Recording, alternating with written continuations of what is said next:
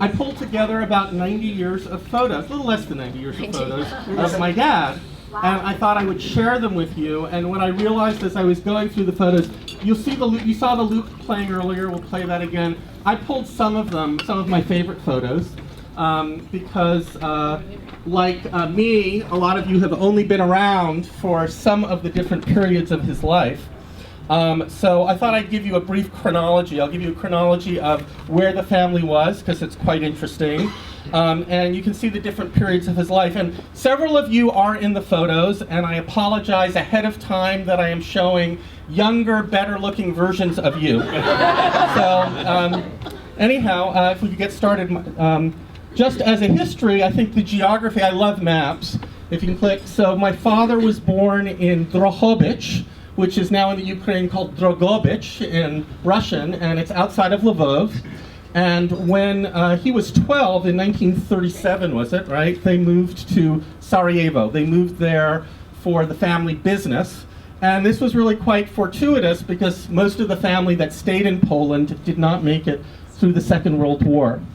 In 1941, Yugoslavia was invaded by the Germans and the Italians, and basically they got captured and they got moved to a work camp on the Isle of Rob, which is there on the Dalmatian coast.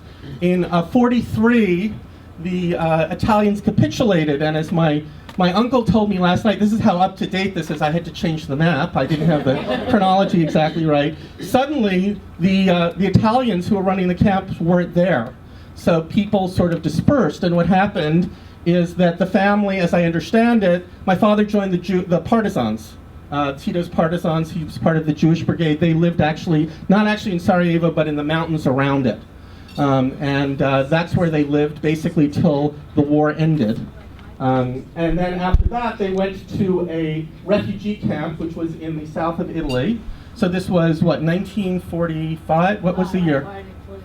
45. And that's where they were, and like a lot of the displaced people, they eventually moved to Rome. And they were waiting, like a lot of people who were countryless, they were waiting to come to the United States because they had families, and this was a multi-year process. And so in the process, my dad went and studied in Paris, and he studied to be a doctor there. And was it 2 years, or you didn't quite do 1.5 years, 2 years? He studied in Paris and then came back to Rome, and I have some photos from when he was back in Rome. And then their visas came through, and they left from Naples, and they came to New York. They came on a ship to New York, and they landed in New York just before Thanksgiving, 1949. So Thanksgivings were always big celebrations in my family. It was you know, they didn't know what this holiday was. It was very American, but it was part of them becoming Americans. Once my dad was here, pretty soon after they arrived, of course, he was drafted into the Korean War. So he was in the army, as was my uncle Shira, who you'll see in some of the photos as well. He was in Fort Devens. I have some photos of that. And then right after the army, he went into dental school, and he was at the University of Pennsylvania, and a lot of his fraternity brothers, or a few of them, are sitting at the table over there. And then he went back to New York, and then he briefly flirted with moving to California, where his sister and brother-in-law were moving. They looked at San Francisco, LA, but eventually ended up back in New York. So that's how he ended up here, and that's how we ended up here. And as far as I knew, we were always in New York, but it was sort of fun to map all of this out, and that's what it is. So I'd like to start in with some of the photos, and this is where we ended up. What I found really interesting, the period 1925 to 37, my father's family was a very upper middle class, refined, cultured Jewish family in Poland, in Drohobych. And what I love about all these is every year there is a studio photograph of the kids or the family. So this is him at age 8 months. Gotta love that. I mean, with a bearskin rug. This is the hobby horse. I love the haircut. We all would love to have that hair now, right? Here he is. I love this with the skates, the studio photographs with the skates with Rose. Rose looks exactly the same, doesn't she? Okay. And here he is with his family. And Rose, you really need to wear a big bow like that again. That's gorgeous. in 1937, they moved to Yugoslavia, and this is absolutely my favorite picture. Is the next one. In 37, apparently, and I didn't realize it again until last night, that there were street photographers, because my uncle says there are other families who have pictures like this, and I love that they're walking in the streets here in Sarajevo. They've arrived, I think it was the first year that they arrived. He's a pretty tall 12-year-old there. That's pretty, maybe he's 13 by then, because he was bar mitzvahed there. And we went on a trip, you'll see at the end, we went on a trip back to Yugoslavia, and we went to the place where my father was bar mitzvahed in Sarajevo. There were not a lot of photos, obviously, because the war broke out. But the one photo that I think is really incredible is this one, and this is the Jewish Brigade. So this is right after the Italians capitulated, and the Jews joined resistance. My dad actually saw this in Yad Vashem, which is in 1971, he went to Israel, went to Yad Vashem, which is the big Holocaust museum in Jerusalem, and he said, "Hey, I'm in that picture." And there he is. And we actually got this from Yad Vashem. He went back and they gave him a copy of the photo, and there he is as part of the Jewish Brigade in 1943. The next period is the refugee period. Now, I don't know about you, but when I was a small kid, I always thought refugees, they must be living in tents in some undesirable part of the world.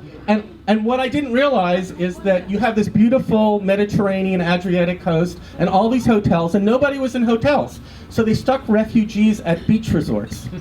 So here I thought he was suffering, but there are all these wonderful photos. I know it was actually very tough. I mean, it was very tough before then, but I just found it really ironic. I know they had very hard times. But these are photos of the family, of my grandfather and Rose and my grandmother, my great uncle. There they are. In 1946. What's so great about these photos is you realize that this is my uncle. I guess my one comment is some people actually got better looking as they got older. No, my uncle. Actually, you'll see a picture later. He's drop dead gorgeous. You can see when Rose married him. But there's a later picture. But what's so amazing about these photos, when I look at the friends that my family had here in New York that I grew up with when I was a small child, is how many of the really, really close friendships were people that they were with in the camps that ended up here in the United States. So this is a picture of my dad in Paris. Now, he was kind of growing up. And what you will notice is, when I noticed this theme, and I've cut out a lot of them, but if you ever have a group picture, look for the guy hugging a great-looking woman. Yeah. And that's my dad, so easy to find here. So what I realized is he had quite the eye for the women. He actually, here he is, actually in Paris with Nellie. Nellie, who's here. Where's Nellie? And you can see, he actually had an eye for, look at the fashion. I mean, he was becoming quite the dresser. And Nellie, you always dressed pretty amazingly. Look at that. This is him with Riva, who was Rose's friend, and I don't know what to say. Today we'd say she's really hot, and I think she didn't really pay attention to him until he actually dated her after my mom died. So he had to wait a lot of years before he actually got to date her. So this is what's so interesting. As you heard, I was listening to some of his fraternity brothers telling stories for the videographer.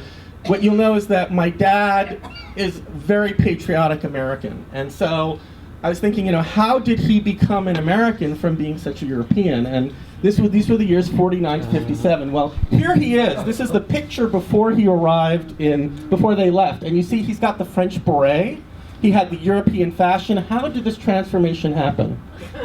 So let's take a look at some of the photos. Well, thanks to the U.S. Army, he got immediate drafted pretty quickly. Here he is at Fort Devens in 1950, and you can see him. At the time, actually, he had a very heavy accent. Nobody really in the U.S. really knew what this accent was, but my dad spoke French very well, and was he a general or one of your superiors was very interested in practicing his French. So of course everybody in the Army gets a nickname, so his nickname was Frenchy. And there he is. I love this one. This was actually as he was finishing up the Army. You can see it says Polish-born laboratory technician to enter the U.S. dental school after discharge from the Army. What I love about this clipping is, I like to say this is an article about Marilyn Monroe meeting Mickey Spillane. This is the closest my father ever got to Marilyn Monroe. That's what I can say about this. Okay. And here are some of his fraternity brothers, and it says they're the Fighting Yiddish. And it was there that they called him Joe the Americano because he was so gung-ho. He was so gung-ho, where is he? He's the guy in the middle, of course. Because he had to be in the middle of the pyramid, of course. All right, and here is his graduation photo from dental school in '57. So the transformation was complete once he was, I wasn't even part of a fraternity, he was part of a fraternity. Well, the next period was married life. He had 42 years with my mom. And this is, again, one of my favorite photos from their wedding photographs. We seem to have, this is actually a very special one because somehow in every one of the photos, apparently either my dad's eyes were closed or my mom didn't look good, and she picked all the photos. So the fact that we have one where his eyes are open is good, and I love this because these are my cousins and great uncles and grandfather and that. And you can tell this is 1960 because look at the shape of the champagne glasses, right? When did we switch to flutes, right? It says. Now, when I see this picture, I always thought there should have been someone saying, "Warning, do not feed the husband," because what he did is he imprinted on this, and from this moment on, he became incapable of feeding himself. Okay, this was her job from then on in, was to feed him, and a lot of my memories are of my mom in the kitchen. So there you go. Let that be a lesson to you, Erica. Yeah, there you go. They started a family pretty quickly. I love these old things because it says August '65, so I guess I was 2.5, and my sister was a little over 4. There we go. And this is Alice's graduation, and does anybody know who that is? Miss Lessing. There you go. That's Elisa. This was out at B'nai Jeshurun, not far from here. My bar mitzvah, there we go, complete with braces. Of course I had to have braces, right? Son of a dentist, right? These are pretty wonderful photos. A lot of my favorite memories are when we went skiing up in Bel Air, and this is with Manny and Yelena, who's here. And we just spent, over there, there's Yelena. I didn't see where you are, there she is. And and to give you an idea, so like if you remember the photos of coming to the United States, it was actually Manny's sister, Ellie, was in that photo. So these were some of the friends that they had from the camps and from those periods when they were waiting to come to the U.S. This is from the night before I got married to Shelley with my dad, 1990. And that was our beach wedding. We had the coolest wedding on the beach. There you go. Keep going. Actually, once I looked good, see? Okay, all right, there we go. I had hair once, right? This is actually, I think, the last trip that my parents took together. This is from Palermo, Sicily in 1999. And so as my mom was getting ill, my sister always had pride. If you know my sister, she always will, wherever you are, she'll find a really great thing to do. And so she would take them on these little trips. And she took them on a short hike in Dutchess County. And there was this wonderful bench over there. And of course, they immediately collapsed. And I looked at that and I said, that's Jewish American Gothic. Right? There you have it. It's just such a perfect photo of them. So, and now we go to more recent years, from 2000 on, and so my dad has, created he had a life with my mom, and he's created a life with a lot of these friends that he got together with again, like Reva and others. And so here he is with his girlfriend Juliet and my Aunt Shirley. This was at Rachel and Aaron's wedding. This was in Florida. They had a destination wedding, which was a very new thing for my aunt. Here's our trip to Sarajevo, and with Liz and others, and this is actually to the present. This actually was this Father's Day where my dad and Juliet and my sister, who's the photographer for many of these, went. And so with that, I would just like to thank everybody for coming. And you have a little background. We'll go back to the loop, and please enjoy the dinner.